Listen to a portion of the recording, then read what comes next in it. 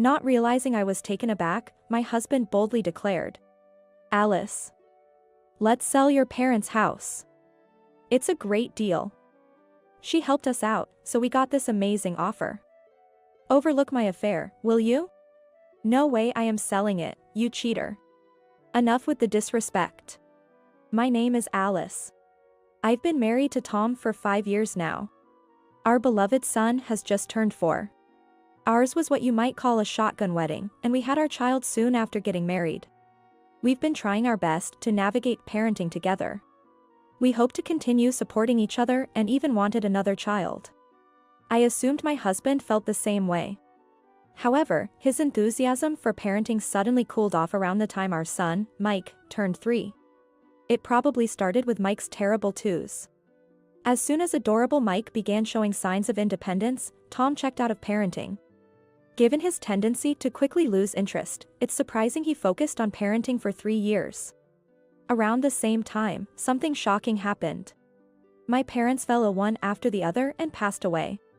It's ironic that they were so close yet had to go to heaven at the same time. To maintain the family home they left behind, I've been going back once a month. I have a brother, but he lives far away and works, so the house's upkeep has mainly fallen on me. Houses deteriorate quickly when uninhabited. So, I do things like air out the rooms and weed the garden. The family home is an hour's drive away. Tom used to accompany me at first, but his visits became less frequent, and now it's just Mike and me. Mike loves running around the spacious house and garden. I'm reluctant to let go of this house that holds so many memories. It's been 2 years since my parents passed away. Maybe it's time to let go of the house. These thoughts cross my mind. I came home a bit earlier than usual one day to find an unfamiliar car parked in our driveway. It was a cute, compact car. Inside, there were several large stuffed animals, like the ones you win at arcades. Why is this car here? I had a bad feeling. Holding sleeping Mike, I quietly opened the front door. Cute pumps were haphazardly left by the entrance. And along the hallway to the bedroom, clothes were scattered. Shirts, pants, dresses. I felt the blood drain from my face. I knew immediately whose clothes they were. They were my husband's. But the dress wasn't mine. Nor did I recognize the pumps. Someone else must be in the bedroom with my husband. Why, how, why? Part of me was panicking, but another part remained calm. This was an affair. I needed evidence. I started recording the situation with my phone. Should I confront them now by entering the bedroom? That's right, I thought about bursting in and confronting my husband and his affair partner. Just then, sleeping Mike murmured softly. His voice brought me back to reality. What if my husband lashed out in anger, or the affair partner caused a scene, putting my son in danger? I'd never considered my husband to be that kind of person, but suddenly I was worried. With a heavy heart, I decided against storming into the scene of the affair. I turned back, went to my car, and took a deep breath. I won't let him get away with this. Just before the time Mike and I were supposed to come home, the front door opened. Out came a flashy, gal-like woman and my husband. They were all smiles, waving goodbye to each other, even sharing a kiss at parting. I made sure to capture that moment with my camera. Mike was being looked after by my friend. My friend readily agreed to my abrupt request, please take care of Mike for 2 hours. I'll explain later, without asking any questions. I don't know what's going on, but you can talk to me about anything, she said. So reassuring. So grateful. Right after the affair partner left, I stood up. First, I'll confront my husband. The affair partner can wait. Feeling like I was about to have a fight, I opened the door to our house. I'm home. Wah, welcome back. That was quick. My husband was clearly flustered. Of course, he would be. The clothes he'd scattered were still lying all over the floor. The bedroom was probably still a mess. That woman, if you're going to cheat, at least clean up your mess before you leave. Who was that just now? Wah, what do you mean just now? His agitation fanned the flames of my anger. Unbelievable. I have proof. Don't play dumb. Admit to your affair, you scumbag. Kissing right at the front door, how does that make you feel? No way. My husband yelled, then fell silent, his mouth opening and closing wordlessly. Like fish in a pond. Who is she? What's the meaning of this? How long has this affair been going on? She was introduced by a senior, and we've been seeing each other since last Valentine's. Since last year. That's unexpectedly long. And last Valentine's, that's around the time he lost interest in parenting. Neglecting our beloved son for his affair partner? Unbelievable. My husband was flustered, looking around frantically. I have something to say. Don't expect that I'm going to listen to anything you say. Just wait a moment. With that, he ran to the living room and came back with a stack of papers from the dining area. Look at this. My husband aggressively pushed the papers towards me. Reluctantly, I glanced at them. What's this? A real estate sales contract? That's right. Is this some kind of quiz? Here's the question. When the wife confronted her husband about his affair, he produced a real estate sales contract. What exactly is the husband trying to communicate? As if I could solve such a tough question. I skimmed the papers with growing irritation. As I read on, I felt a growing sense of urgency that this couldn't be overlooked.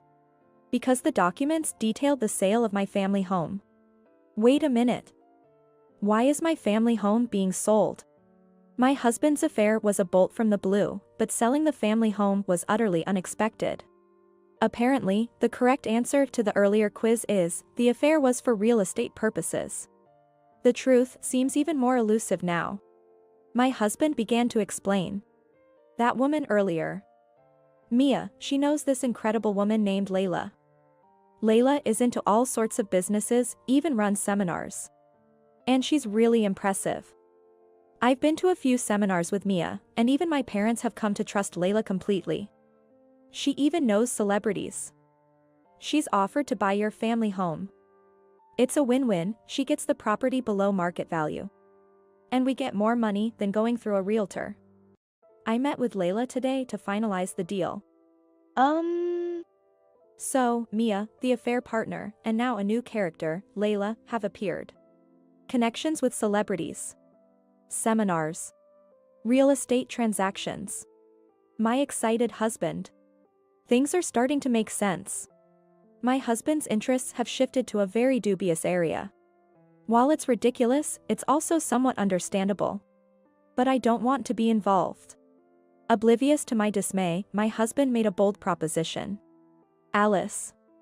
Let's sell that house. No one's living there anymore, and it won't be a problem if it's gone, right? We can make a fortune from this unnecessary property. Isn't it amazing? Mia made this great deal possible, so overlook my affair, will you? What? And you know, Mia told me about this great new property for sale. Let's use the money from selling your family home as a down payment and buy it. What are you talking about? I'm talking about our future. It's a spacious, beautiful house with a guest room. I can host seminars there.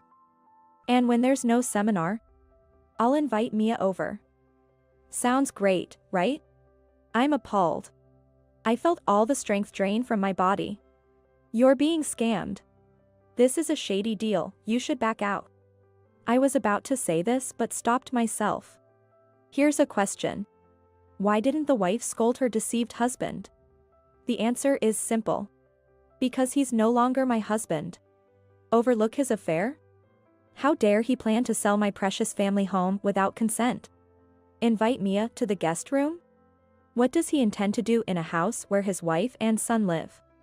Have I really been married to such a fool for 5 years? No, I refuse. What? I raised my voice from the depths of my being. I refuse. How dare you propose selling my family home for some scoundrel like you lowlife? I was surprised to hear myself use the word scoundrel, but at that moment, it hardly mattered. What? That's going to be a problem. We'll lose Layla's trust. I couldn't care less. I threw the stack of papers away. I'm leaving this house. Where's my travel bag? In the bedroom. The very place my foolish husband and Mia were getting cozy. Damn, I don't want to go there. But I have no choice but to fetch my bag. Ignoring my husband's wailing, I packed our things. I grabbed whatever was important for me and Mike and left. No way I'm staying here any longer. After leaving the house, I picked up Mike. I explained to my friend that I had barged in on my husband's affair and gave her thank you sweets for her sudden help. She sympathized and expressed her concern. Then, I knocked on the door of a law firm to discuss how my husband was trying to sell my property without my consent. I also mentioned his obsession with dubious seminars. The lawyer listened empathetically. The consultation fee was $50 for 30 minutes, not cheap at all. I paid a total of $200 for 2 hours. But it was worth it, as I learned all the possible measures I could take. My husband called around noon the next day. "Let's talk," he said. It was his lunch break. My guess is that he spent the previous night crying to his parents, overslept in the morning, and finally decided to call during his lunch break. His tone suggested he thought I had cooled down by now. Right. I've cooled down all right. All my love for you has completely vanished. Yeah, I think we need to talk too. Right? You suddenly ran off, and I was worried. That irked me, but I held back. Arguing wouldn't get us anywhere. Maybe it's impossible for us to continue as a couple, don't you think? Exactly. I feel the same way. I can't believe you can't see the greatness of Layla and Mia. If you were willing to move to the next stage with me like my parents, maybe we could have continued as a couple. No, that's not going to work for me. What's this next stage he's talking about? Let's not get sidetracked with unnecessary comments. You live freely with Mike. I'll have a good time with Mia and my parents. We're getting a divorce. Understood. But I'm not selling the family home. Oh, about that. His serious tone lightened a bit. Give me that building as alimony. What? It's only natural for you to pay me alimony since you can't appreciate the connection with those two. Listen, this is America. You're the one who had to pay child support to me since I will take care of Mike alone. That's where you and I differ in understanding. Enough already. I don't need the law according to Scoundrel Island. I'm done engaging with this. Fine, I'll get a lawyer. It's better for you to just hand it over quietly than to go through a lawsuit. I wonder if my husband has a lawyer versed in the laws of Scoundrel Island. Go ahead. I'll also get a lawyer. Based on American law, I'll demand child support. And about the divorce, I want it done now. I could almost hear my husband's deep sigh over the phone. Annoyingly so. But the thought of me bringing divorce papers to his office must have been too much for him, as he showed up at the municipal office promptly. My husband and I didn't exchange a single word as we filed for divorce. 2 mom friends came along to sign as witnesses. At this point, even Layla and Mia's signatures would have been fine by me. After divorcing Tom, I took Mike and returned to my hometown. I decided to live in the now empty family home. I left all the troublesome dealings with Tom to my lawyer. Within a few months, Mike had fully adapted to the new environment. His terrible twos were starting to calm down. Fortunately, he didn't seem to miss Tom at all, so I had no regrets. I started working and was leading a fulfilling life. Then one day, Tom called. I didn't want to answer. That's what lawyers are for, right? Ignore, ignore, ignore. But the enemy was persistent. He called over and over from morning till night, and I finally snapped. I decided to answer the next call. It came within 10 minutes. This is it. Time to settle this. Stop bothering me. If you want to talk, talk to my lawyer. Whoa. Is that the first thing you say after so long? Yeah. It's been months. But after being ignored so much, he should give up. What do you want? I apologize for the rough language, but under the circumstances, it's understandable. You're living in your family home, right? Yes, but then why can't you submit a change of address form? What? As I coldly responded to Tom's irrational outburst, a possibility crossed my mind. It was advice from the lawyer I had consulted before the divorce. I need it to sell your family home. Give me the address. Are you still on about that? Yeah. My point will prevail eventually, so you'll have to sell the house sooner or later. I just bought a new place and need the money fast. So I thought we'd get the paperwork done in advance. No, your point won't prevail, you know. Your lawyer is American too. Both lawyers were trying to find a middle ground through negotiation. According to my lawyer, the other side's lawyer is exasperated because Tom keeps insisting on legally untenable points. If it goes to court, Tom's lawyer might resign. Just curious, what were you planning to do after getting my address? Layla told me all about it.